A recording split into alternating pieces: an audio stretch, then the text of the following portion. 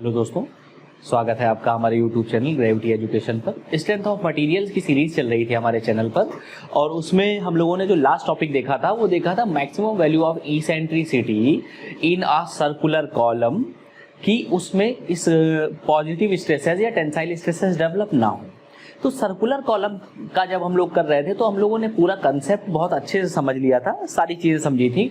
उसी सिलसिले को आगे बढ़ाते हुए हम लोग नेक्स्ट टॉपिक पर आ रहे हैं और नेक्स्ट टॉपिक जो है उसी से जुड़ा हुआ है। बस यहाँ पर वहाँ पर जो कॉलर सर्कुलर हुआ करता था, यहाँ पे क्रॉस सेक्शन जो है कॉलम का वो कैसा हो गया है, रेक्टेंगुलर हो गया, मतलब आयताकार हो गया है। तो देखो इसकी जो ये है विथ बी थी और ये अंदर वाली जो डेप्थ है वो है डी।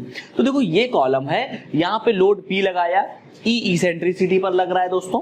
तो क्या हुआ कि मोमेंट जो है वो P इंटू E आ गया। यहाँ पर ये इसमें भी बना लेंगे, मोमेंट P इंटू E आया। जैसे ही मोमेंट P इंटू E आया तो ये वाला जो सेक्शन है that section is subjected to compressive bending stresses और ओवरऑल जो ये है लोड की वजह से एक्सियल कंप्रेसिव स्ट्रेसेस भी आ रहे थे पिक्चर में और यहाँ पर बेंडिंग पॉजिटिव बेंडिंग स्ट्रेसेस और एक्सियल कंप्रेसिव स्ट्रेसेस, इतनी सारी चीजें आ रही थी। तो हमारा जो मेन मोटो था वो ये था कि कॉलम में भैया टेंसाइल स्ट्रेसेस डेवलप ना हो। तो टेंसाइल स्ट्रेसेस डेवलप ना हो तो देखो यहाँ तो कंप्रेसिव है, कोई दिक्कत नहीं है, यहाँ पे टेंसाइल बेंडिंग स्ट्रेसेस आ रही थी। वो टेंसाइल बेंडिंग स्ट्रेसेस जो है एक्सियल स्ट्रेसेस से अगर ज्यादा हो जाती हैं, एक्सियल स्ट्रेसेस से अगर टेंसाइल बेंडिंग स्ट्रेसेस ज्यादा हो जाती हैं तो दिक्कत है। तो क्या करो, सिग्मा बेंडिंग माइनस सिग्मा ए जो है उसको टोटल वैल्यू वो जीरो से कम हो जाए या जीरो के बराबर हो जाए। भाई जीरो के बराबर अगर होती है तो भी टेंसाइल स्ट्रेसेस डेवलप नहीं होंगी, भाई कोई स्ट्रेस डेवलप नहीं होगी ना जीरो में। या तो जीरो से कम हो और जीरो से जैसे ही कम होगी वैसे कहाँ चली जाएगी, नेगेटिव स्ट्रेस पे चली जाए, नेगेटिव वैल्यू पे चली जाएगी। तो सिग्मा बेंडिंग क्या होता है, सिग्मा बेंडिंग होता है m बाई जेड। m क्या है, m is how much, p into E, और z क्या है, z होता है i अपॉन वाई। i देखो क्या है यहाँ पर, i है i वाई वाई। भाई ये कॉलम है, सपोज इस तरह का एक कॉलम है, दिस काइंड ऑफ ऐसा कॉलम है। हमने क्या किया कि हमने इस तरह से मोमेंट लग रहा है P इंटू ई, ये मोमेंट लग रहा है P इंटू ई, यहाँ पे कंप्रेसिव, ये हो गया अपना टेंसाइल। और इस एक्सिस के अबाउट बेंडिंग हो रही, देखो ये पूरा का पूरा एक्सिस है, इसी एक्सिस के अबाउट तो बेंडिंग हो रही है ये। हाँ, तो ये एक्सिस का मोमेंट ऑफ इनर्शिया किसका निकालेंगे, इस वाले क्रॉस सेक्शन का निकाल लेंगे। जो ये क्रॉस सेक्शन बना हुआ है इसको हमने वाई वाई एक्सिस माना है तो आई वाई वाई निकाल लेंगे और इस एक्सिस से ये जो डिस्टेंस है फाइबर की वो देख लेंगे। तो वो कितनी है, वो b बाई 2 है। दिस वुड बी, यहाँ पे b बाई 6 की गई, ये b बाई 2 होना चाहिए और वहां पे बाकी वो ठीक है, वो 6pe अपॉन वो बाकी ठीक है। यहाँ पे ये जो डिस्टेंस है that would be b by 2 और यहाँ कितना है, मोमेंट ऑफ इनर्शिया ये वाली एक्सिस कट कर रही थी, ये वाली, इसकी डिस्टेंस कितनी थी, इसकी डिस्टेंस b थी तो 1/12 d इंटू बी क्यूब। तो db क्यूब यहाँ हमने मोमेंट ऑफ इनर्शिया लिख दिया और फाइबर से डिस्टेंस कितनी है, b बाई 2 है। तो जब फाइबर से डिस्टेंस b बाई 2 है तो ये 2, ये 6 हो गया और यहाँ पे db स्क्वायर आ गया, 6pe अपॉन db स्क्वायर आया, माइनस क्या हुआ, p अपॉन bd।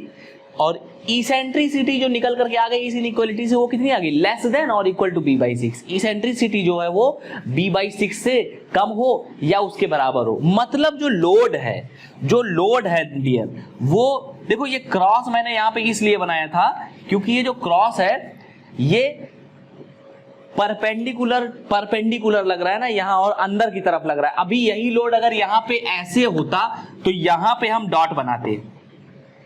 हाँ क्लियर, चलो ये बात हो गई। अब देखिए यहां पर क्या है, E should be less than b by 6, मतलब यहां b बाई 6, सपोज ये डिस्टेंस है और यहां पे भी E कितना होना चाहिए, b बाई 6। जैसे ये बेंडिंग हो रही थी वैसे ही इस एक्सिस के अबाउट भी बेंडिंग हो सकती है। जब इस एक्सिस के अबाउट बेंडिंग होगी तो E should be less than d by 6। तो ये वाला जो एरिया है, दिस एरिया, यहां पे ये पूरा का पूरा क्या हो जाएगा, कोर एरिया हो जाएगा, कोर हो जाएगा। ठीक, कभी कभी क्या होता है इसका एरिया और ओवरऑल जो इसका जो है रेक्टेंगल, इसके एरिया का रेशियो पूछ देते हैं। पूछ देंगे for a rectangular column what is the ratio of the core and the overall area to develop zero tensile stresses या to develop only compressive stress for a column. तो क्या करोगे? अरे भैया एक बात बताइए, इसका एरिया नहीं निकाल पाओगे क्या? देखिएगा, इसका एरिया निकालना कोई बहुत बड़ा काम तो है नहीं। b/6, ये डिस्टेंस कितनी है? b/6 है, और ये डिस्टेंस कितनी है? ये डिस्टेंस है d/6। बताओ भाई, है कि नहीं? सॉरी, ये है b/3, ये है d/3। अरे b/6 ये थी और b/6 ये थी, तो कितनी हो गई? b/3 हो गई दोनों साइड की। एक तरफ की b/6 थी ना, b/6 plus b/6 b/3, d/6 plus d/6 d/3। ये एरिया निकालना आता है कि नहीं? इसका एक का एरिया निकालो, 4 से मल्टीप्लाई कर दो। 1/2 आधार b/6 इंटू ऊंचाई कितनी हो गई? d/6 इंटू कितना हो गया? 4 हो गया, 2 दूनी 4, BD/18। और क्रॉस सेक्शनल एरिया कितना है? BD है, तो कितना आ गया? 1/18। मतलब जो कोर एरिया है वो 1 है और टोटल एरिया क्या है?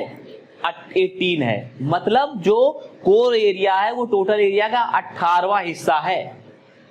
आप समझ रहे हैं? क्वेश्चन पूछ दिया जाता है पेपर में, देख लीजिएगा। चीजें समझ में आ रही होंगी, चीजें समझ में आ रही हैं, अच्छा लग रहा होगा।